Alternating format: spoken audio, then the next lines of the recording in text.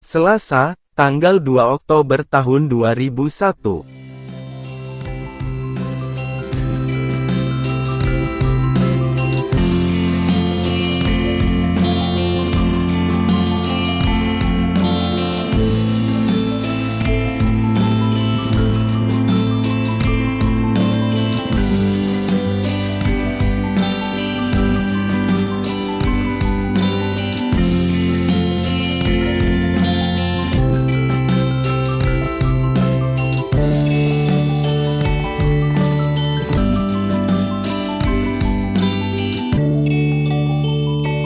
Lipan.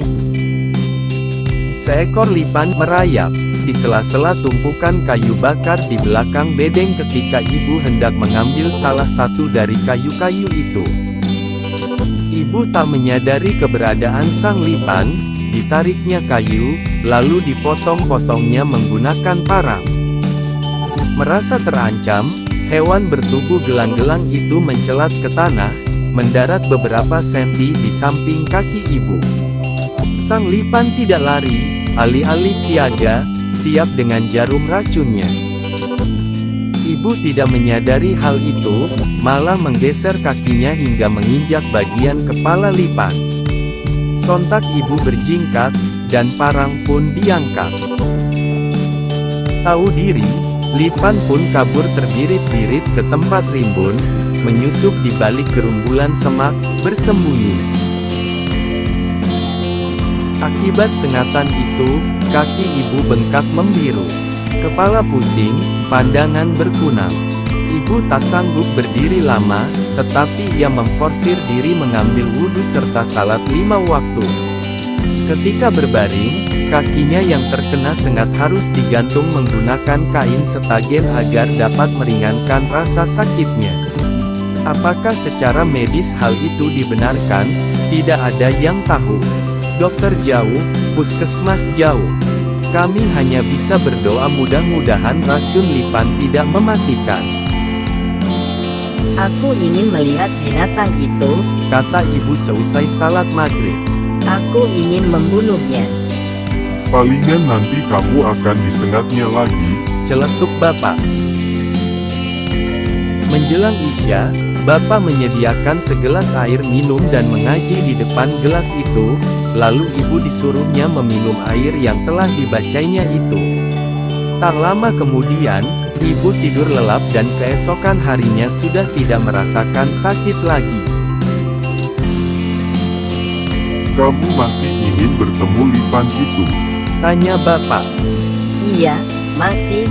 Aku ingin menggilasnya sampai mati. Keajaiban pun terjadi.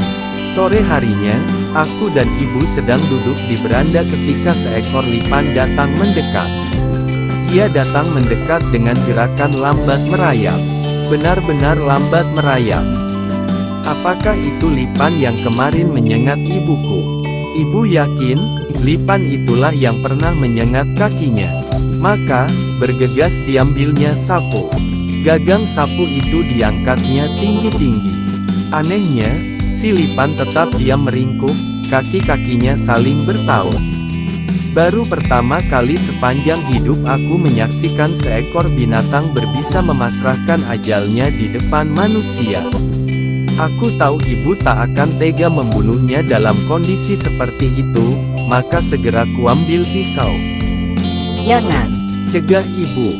Ia datang untuk meminta maaf, dan ibu sudah memaafkannya.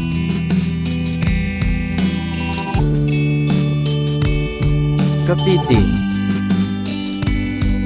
Aku sedang duduk berpagut lutut di belakang bedeng menjaga tanaman singkong agar tak dirabut monyet-monyet nakal sambil mengidamkan suasana dusun ketika mendengar ibu mengadu pada bapak bahwasanya ia tak sengaja telah menghilangkan uang 100.000 dari dalam saku kemeja milik bapak yang dicucinya di sungai.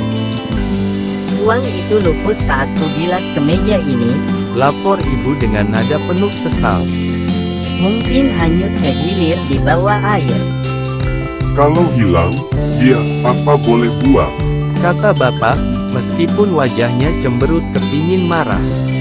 Uang itu adalah sisa pendapatan dari jerih payah kami menyadap karet di musim hujan, di mana kalau musim hujan, lateks hasil penyadapan kami selalu tersiram air sehingga getahnya meluber keluar cawan dan malah kadang hanya menyisakan tatalnya saja. Dengan malas akhirnya aku turun ke sungai untuk mencari uang itu, mana tahu tersangkut di akar, lumut, atau mungkin terselip di bawah papan mandi. 1 jam lamanya aku menyisir tepian sungai ke hilir, sampai lecet tergores kakiku disayati ilalang, uang itu tak jua aku temukan.